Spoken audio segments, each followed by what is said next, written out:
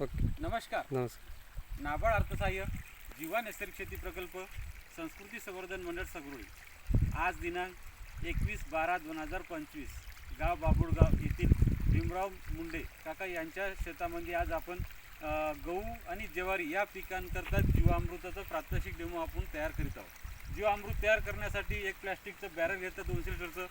त्यासाठी लागणारं साहित्य 10 किलो गावरणी गाईचं ताजं शेण, 10 लिटर गोमूत्र, 2 किलो गूळ, 2 किलो बेसन आणि बांधावरची सुपीक मुठभर माती हे सर्व टाकून आपल्याला जीवामृत तयार करायचं आहे. 180 लिटर पाणी घेऊन आपल्याला हे पूर्ण भरून घ्यायचं आहे. 4 ते 5 दिवसामध्ये जीवामृत तयार होणार. हे जीवामृत तयार झाल्याच्या नंतर आपलं ज्वारी पिकं आहे आणि गहू पीक आहे.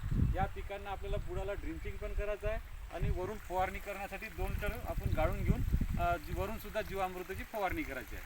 तर आता आपण जीवामृताचं प्रात्यक्षिक आपण डेमो करूया.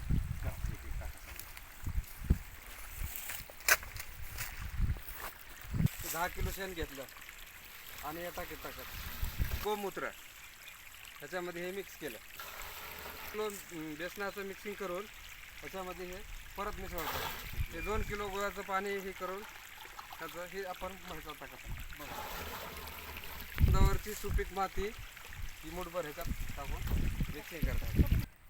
तर अशा प्रकारे जीवामृत आज आपण तयार केलेलं आहे. हे जीवामृत आता 4 ते 5 दिवसात तयार झाल्याच्या नंतर आपण गहू ज्वारी पिकाला आपल्याला बुडाला ड्रिंचिंग करायचं आहे आणि फवारणी करायचं झालं तर एका पंपाला 2 लिटर जीवामृत गाळून घ्यायचं आणि वरून सुद्धा फवारणी करायचं. तेव्हा आपल्या बाबुळगाव येथील शेतकरी बांधवांना विनंती आहे की आपण जे काही गहू आणि ज्वारी या रब्बी हंगामातील जे काही पिकं आपण लागवड केलं आहे, कांदा वगैरे, भाजीपाला वगैरे, तर या सर्व पिकांना आपल्याला जीवामृत बुडाला ड्रिंचिंग करायचं आहे आणि वरून सुद्धा फवारणी करायचं आहे. त्याच्यामुळे काय होणार की आपल्या शेतीवरचं लागत खर्च वाचणार.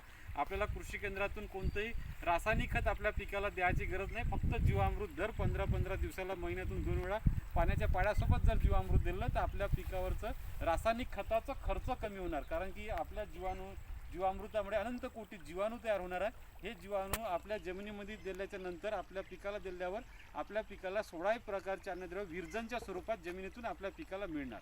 तेव्हा शेतकरी बांधवांनी वेळात वेळ काढून असं जीवामृत तयार करा आणि आपल्या शेतीवरचा लागत खर्च कमी करा. धन्यवाद.